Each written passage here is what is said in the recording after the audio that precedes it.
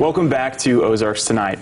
Well, it's been about 160 years since the United States was locked in the Civil War. That ran from 1861 to 65. And even though it's been quite a bit of time since that conflict ended, you can still feel the effects here in the Ozarks as well as around the country. So we decided to bring in Dr. Brooks Blevins. He is the author of A History of the Ozarks. And today we're going to focus on, what it was like here in the Ozarks during the Civil War. Dr. Blevins, thanks for being here.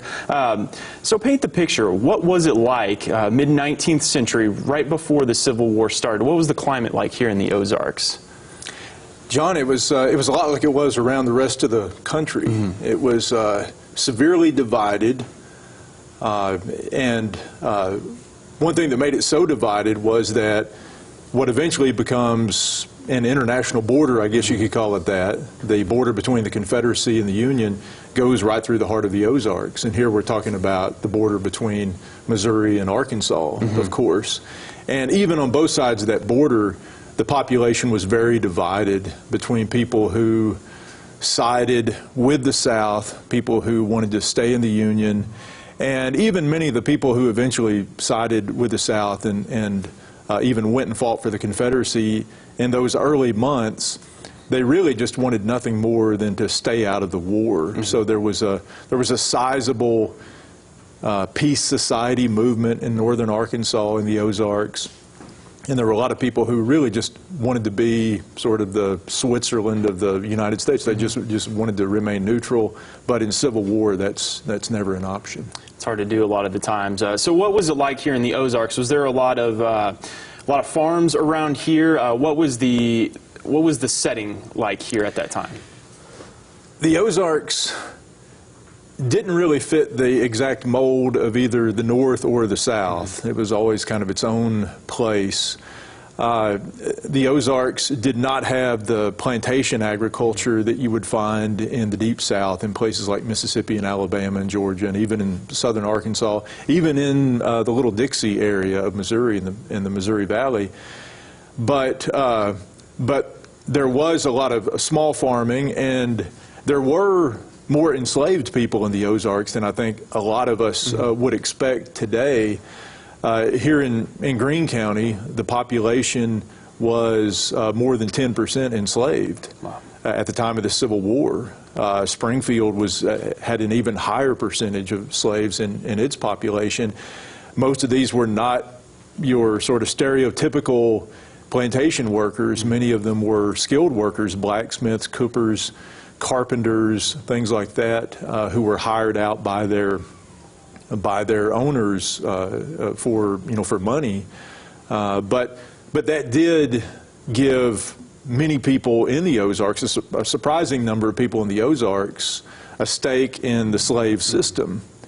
And that, of course, is the main thing that's kind of charging all of this division between North and South in these years leading up to 1861. There were several thousand slave owners here in the Ozarks, though there were some places like Douglas County, for instance, where there was not a single enslaved person on the eve of the Civil War. It had the largest population of any county in all of the slave states that had not a single enslaved person. So you really had a pretty wide range in the Ozarks between places that were dependent on enslaved labor, like in Greene County, and then lots of counties in a lot of the more rugged rural parts of the Ozarks, like Ozark County, Douglas County, Wright County, places like that, where slavery played almost no role in the local economy.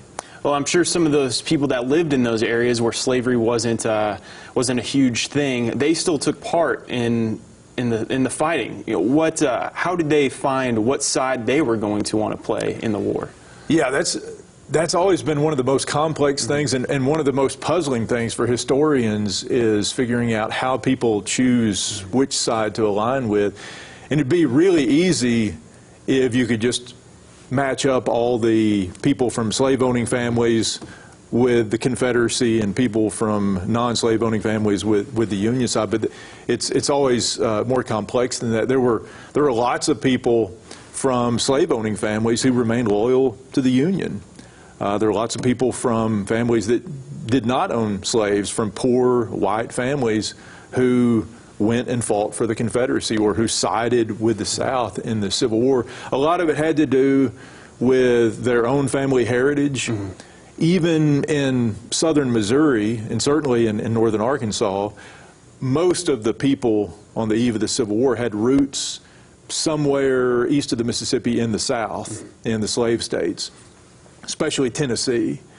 And so a lot of people just, when Abraham Lincoln put out the call for volunteers in April of 1861 after the bombing of Fort Sumter, a lot of people just didn't want to take up arms against what they considered to be their sister states, or maybe the people in their home states back east. And then a lot of people were just really on the fence. The Ozarks, being a borderland place, had lots and lots of people who just really couldn't make up their mind. And I've even seen letters of people from those early months in 1861 who write to relatives back east who say, I can't make up my mind about this. And, you know, Dad has already sided with so-and-so, but I'm still trying to figure out what's going on. So it was a tough decision for a lot of people, and one that obviously you were either going to choose the winning side or the losing side, and that could dictate the rest of your life, your family's experience for generations to come. We will have more with Dr. Blevins coming up next week on the program, where we will discuss the Battle of Wilson's Creek and talk about some of the vigilante groups that were running wild in the Ozarks around the same time period. We'll be back with more right after this.